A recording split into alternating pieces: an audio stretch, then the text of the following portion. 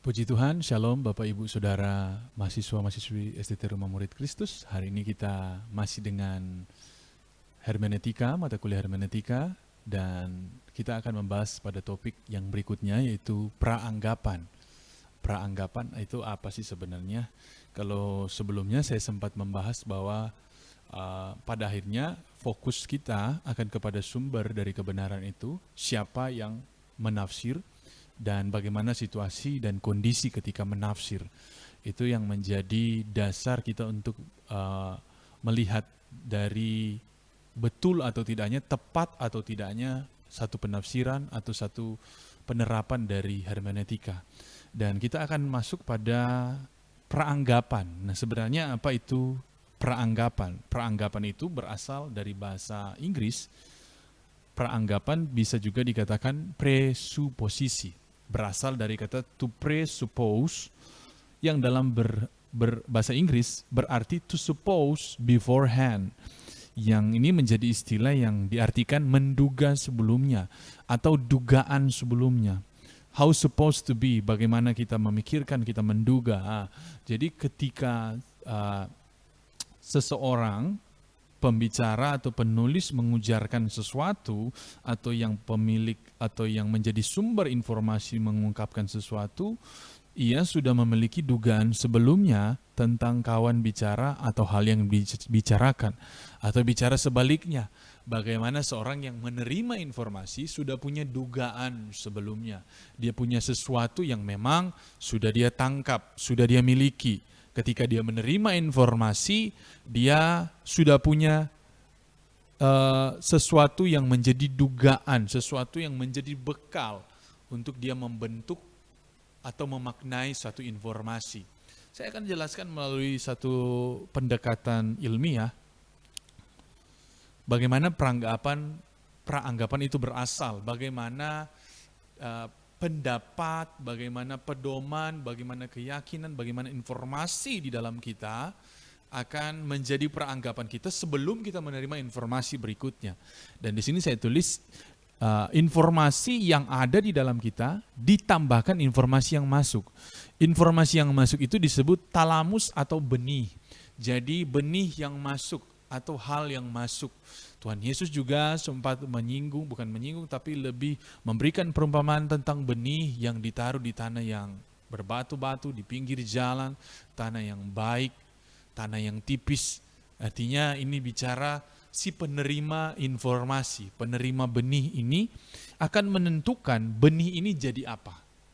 Nah, dalam konsep ilmiah atau dalam penelitian ilmiah, bagaimana cara kerja dari otak menerima informasi adalah ketika dia menerima informasi itu dan sebenarnya hanya sebanyak 20% dari yang seharusnya. Misalnya dia menerima informasi dari warna baju, misalnya merah, bahan baju, tetapi dia belum menerima semua informasi, siapa yang membuat, dari mana benangnya, berapa harganya.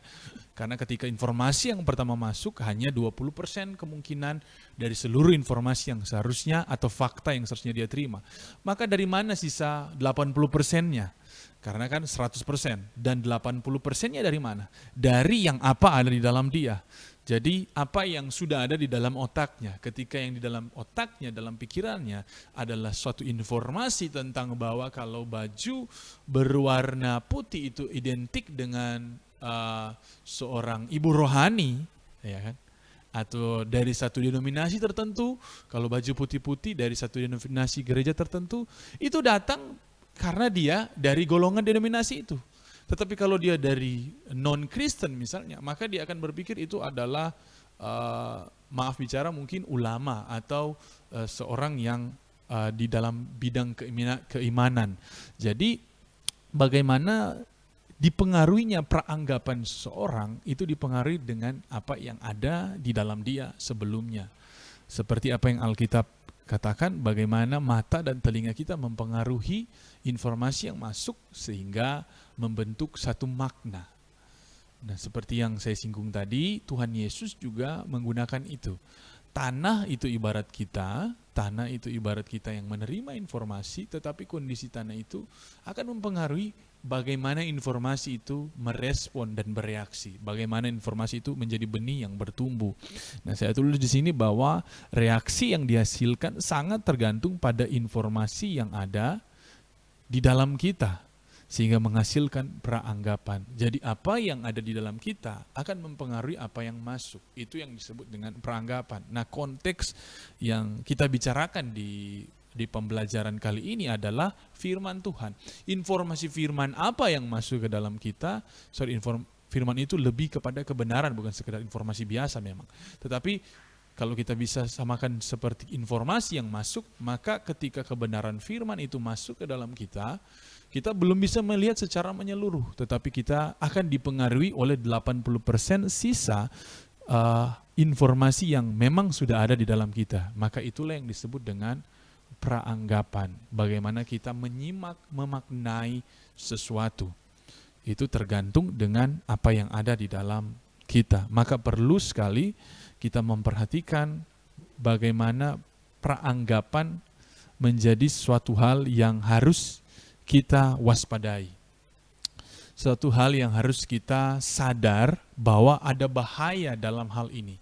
Ketika peranggapan yang kita miliki sudah salah, maka benih yang masuk itu akan menjadi salah dimaknai. Jadi tergantung dari kita melihat sadar atau tidaknya bahaya yang ada di dalam peranggapan itu. Peranggapan yang kita miliki. Nah, semisalnya kita contoh, sudah menganggap bahwa Tuhan itu jahat. Kita sudah menganggap Tuhan itu jahat dengan semua hal yang kita tonton, bahwa Tuhan itu jahat, tidak adil, dan semacamnya. Maka ketika kita membaca firman Tuhan, informasi yang pertama masuk ketika Tuhan misalnya mengizinkan Ayub mengalami sakit, maka kita akan berkata, oh ini Tuhan jahat. Betul kan? Ayub yang saleh dijadikan sakit. Nah, karena kita sudah memiliki peranggapan sebelumnya, maka kita perlu sadar bahaya akan peranggapan kita.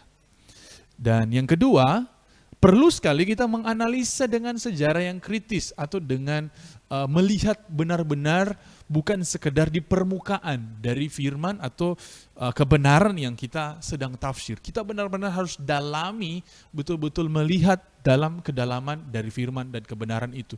Contohnya misalnya ada ayat yang berkata bahwa ada seorang kalau perempuan yang berkepang-kepang, tidak boleh katanya.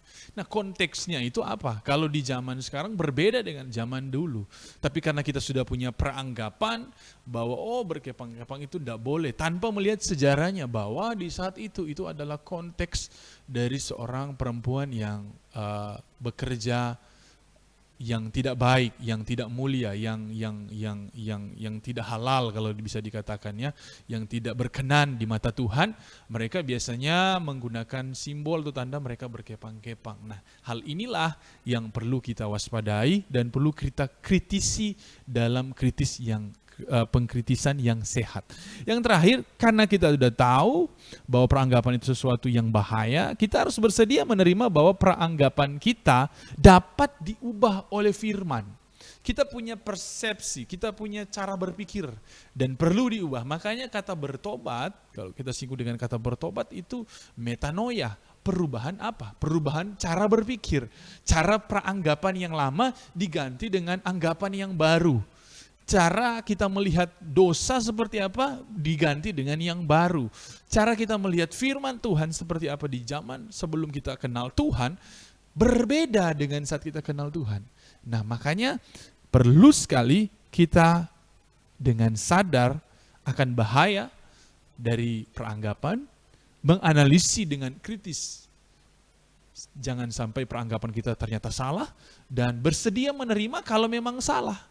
Dan peranggapan kita diubah. Misalnya kan ada seorang misalnya jemaat mendengar tafsiran dari seorang hamba Tuhan lewat khotbah. Dan dia akan berkata, enggak cocok dengan saya. Saya tahu, saya yakin begini-begini.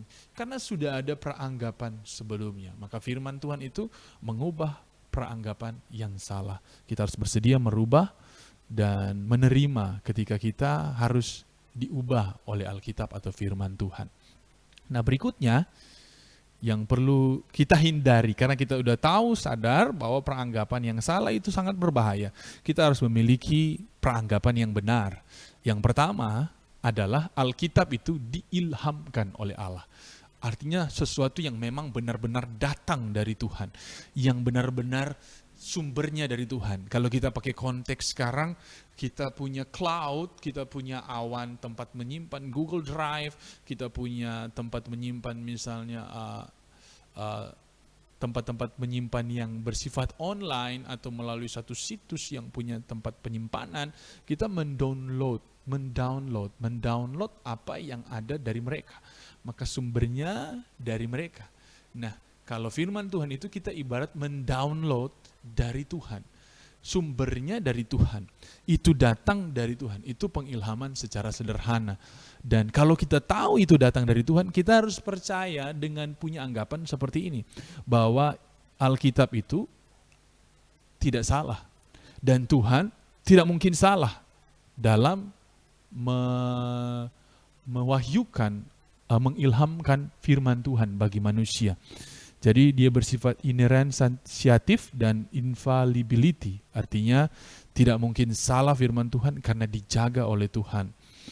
Dan itu bersifat komplit, tidak kurang, tidak lebih, karena Tuhan kita berdaulat atas firman yang disampaikannya. Yang kedua adalah ilham dari firman Tuhan itu bersifat lisan dan bersifat keseluruhan. Artinya dia bersifat supranatural, ada dari Tuhan, tetapi Tuhan melibatkan manusia. Secara ilahiyah dari Tuhan, secara natural ada part manusia atau bagian manusia. Maka kita perlu melihat dari pendekatan manusianya juga. Siapa yang menulis, bagaimana kondisi ketika dia menulis, untuk siapa dia tulis, bagaimana latar belakang penulis. Roh Kudus akan memimpin dia untuk menulis dengan cara, teknik, isi, konten yang tepat. Tetapi Roh Kudus atau Tuhan kita sangat berkerinduan, sangat punya keinginan untuk kita terlibat dalam pekerjaan Tuhan. Nah, jadi kita tidak boleh hanya, ini dari Tuhan, abaikan saja kondisi zaman itu. No. Kadang-kadang kan orang terlalu strict gitu. Terlalu strict untuk 100%, mesti selalu supranatural, ilahi, tapi mengabaikan prinsip-prinsip umum dari hermeneutik. Jadi kita perlu melihat juga dari berbagai konteks pendekatan, karena ini ditulis oleh manusia. Manusia terbatas, Tuhan tidak terbatas untuk menjaga firman-Nya menjadi tetap ada di dalam batasan yang tepat. Yang berikutnya adalah Alkitab terdiri dari 66 kitab, sudah dirapatkan sebelumnya lewat berbagai konsili, berbagai rapat para imam-imam, orang-orang rohani di zaman dulu, dan disepakati 66 kitab. Maka kita tidak boleh menambah atau mengurangi firman Tuhan. Yang berikut, yang keempat, Alkitab, peranggapan yang benar, ditulis untuk orang pada zaman itu dan sepanjang zaman. Saya menulis di sini for the past, present, and future. Jadi Alkitab ditulis bagi orang memang di masa lalu. Tuhan bicara kepada Yohanes, bicara kepada Yunus, bicara kepada Matius. Tetapi Tuhan yang sama bisa dan telah mengkondisikan agar firman itu ketika kita baca itu pun bicara ke kita. Maka kita tidak mengabaikan ketika Tuhan bicara ke mereka, dan juga tidak mengabaikan ketika Tuhan bicara ke kita.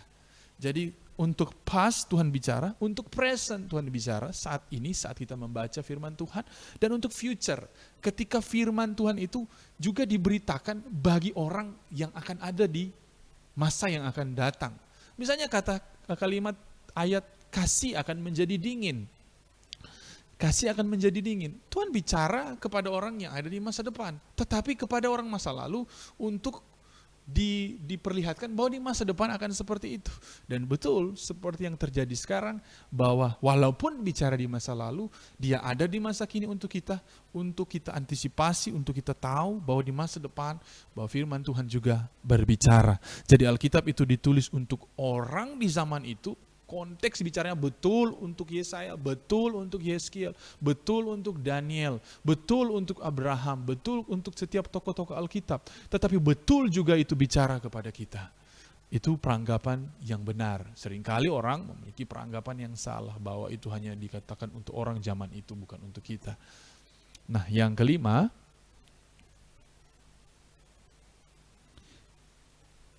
Allah memberi wahyu yang makin jelas. Saya tulis di sini, Perjanjian Lama Tuhan membukakan satu pewahyuan secara umum, tetapi ada juga secara khusus. Dan di Perjanjian Baru semakin diperjelas. Dan di Perjanjian Baru ada banyak hal yang akan dimengerti ketika kita melihat Perjanjian Lama. Nah, jadi pewahyuan Tuhan itu melalui Perjanjian Lama dan Perjanjian Baru berlaku sebaliknya, Perjanjian Baru kepada Perjanjian Lama. Sehingga kita makin memahami, semakin jelas memahami pewahyuan apa yang Tuhan maksudkan. Contohnya kelahiran Yesus. Di dalam Kejadian 3 sudah menunjukkan bahwa akan ada seorang perawan yang akan melahirkan seorang laki-laki yang dikandung oleh Roh Kudus, tetapi dengan cara yang masih belum jelas. Karena keturunan perempuan ini masih belum jelas, tetapi di Perjanjian Baru kita jadi tahu dengan jelas yang akan dilahirkan Yesus. Tapi kita memaknai Yesus ketika kita melihat Perjanjian Lama, kita jadi yakin dia inilah anak yang dinubuatkan. Jadi peranggapan yang benar bahwa Allah memberi wahyu yang makin jelas. Berikutnya ada makna yang unik dalam Alkitab atau cara mengkomunikasikan Tuhan kepada manusia, berbagai cara yang unik. Itu akan kita pelajari di waktu-waktu ke depan. Tetapi misalnya ada simbol dan semacamnya, ada hal-hal yang Tuhan menggunakan istilah-istilah yang unik, atau orang-orang zaman itu menggunakan istilah-istilah yang sesuai dengan zaman itu. Jadi kita perlu menyesuaikan dengan peranggapan di masa itu, peranggapan yang Tuhan taruh karena dia lagi berbicara dengan orang masa itu. Yang berikutnya, Alkitab harus juga didekati secara harafiah. Artinya kita benar-benar baca dan pahami dan tidak selalu condong ke kita saja, tetapi kita perlu melihat secara keseluruhan. Seperti yang saya jelaskan di poin, kalau tidak salah poin 4 tadi, di mana kita mengerti dengan analisis yang wajar. Pewahyuan iya, oke, Roh Kudus bisa membukakan sesuatu, tetapi kita perlu dengan alamiah untuk mengerti dan menganalisa firman Tuhan. Jadi dekati Alkitab secara harafiah. Dan yang terakhir, yang ke-8, Alkitab bicara apa yang ingin diilhamkan Allah, bukan apa yang kita inginkan. Sekali lagi, ada orang yang memaksakan untuk ada pewahyuan berdasarkan kemauannya. Tetapi kalau Tuhan tidak wahyukan, orang itu ngotot. Dia mencoba mencari cara, menemukan dukungan, sehingga seperti muncul pengilhaman bagi dia. Contoh ya, ini konteksnya agak lucu, contoh yang agak lucu, ketika seorang anak muda yang mau mendekati anak muda yang lain, dia akan dengan memaksakan bahwa ada ilham Tuhan, menggunakan ayat firman Tuhan yang Paulus tulis bagi jemaat. Bagaimana aku mengingat kamu, setiap kali mengingat kamu, aku diberkati. Dia menggunakan ayat untuk memaksakan satu pengilhaman yang untuk kepentingan dia. Memang tidak bisa lepas bahwa Tuhan juga bisa bicara dengan cara seperti itu. Tuhan itu bukan hanya Tuhan yang Allah semesta, tetapi dia Allah yang dekat dengan kita. Tetapi kita perlu sekali untuk selalu tunduk pada firman Tuhan, selalu bicara apa yang Tuhan ingin ilhamkan, bukan apa yang kita inginkan. Jadi itu seputar peranggapan. Jadi perlu sekali kita memahami betapa pentingnya kita sadar akan peranggapan dan bahaya peranggapan. Selain itu kita harus tunduk ketika peranggapan kita mau diubahkan oleh Tuhan. Melalui poin-poin tadi, kita memiliki peranggapan yang benar sebelum kita menafsir. Sehingga tafsiran yang dihasilkan memiliki makna yang sesuai dengan kebenaran firman Tuhan. Demikian untuk topik yang bisa saya sampaikan hari ini. Tuhan Yesus memberkati.